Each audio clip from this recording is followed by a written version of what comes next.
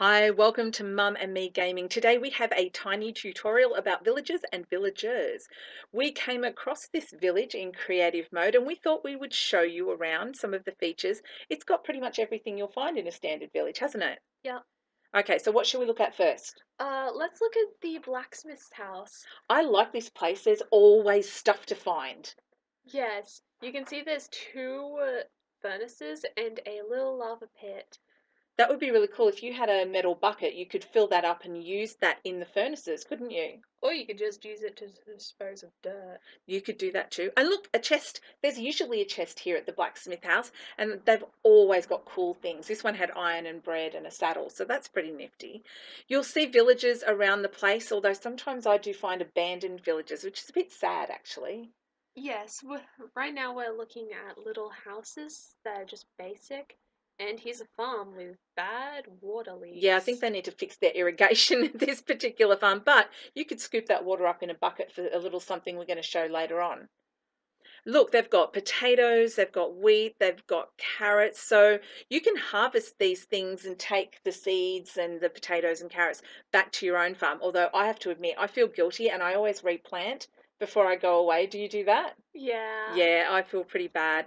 This one's a farmer's house. I kind of like the farmer's house because when you go out the back door, there's like an animal pen, so you can just access it through the house. It's also a good idea to use this for farming if you want to be safe from monsters Oh, at that's a night. good idea. So I find these towers are pretty much in every village I've ever been into. I like them because I can get up high and I can see a long way in these towers. They're pretty handy structures. Yeah, you can find these by looking for a giant boot. Oh, a giant cobblestone boot. Very nice. All right, as promised, we're talking about the water spill. This is a well, and villagers get stuck in these all the time. So if you take that spill in the farm, you could top this up. Let's check out these villagers. First, we have a cleric in a purple robe, and what's he going to trade us for? Precious items including glowstone and emeralds and lapis. Ooh, that's pretty cool. Now, on to the librarian in a white robe. What can we get from him in a trade? You can get enchanted books, compasses, and clocks. And the toolsmith in the black apron? Enchanted tools. That makes sense. The armourer also has a black apron, and what kind of goodies do you think we'll get from him in a trade? Various pieces of armor. So, like chest plates and pants and helmets and stuff? Yeah. Oh, that's pretty good. So next we're moving on to the weaponsmith. Now, correct me if I'm wrong, but would he give us weapons in a trade? Oh, yes. Oh, Various weapons. awesome. And what about the butcher in his white apron? He'll give you cooked meat. Oh, that's pretty handy, especially if you not have a furnace around. So then we're moving on to the fisherman. Now you can recognize him in a brown robe.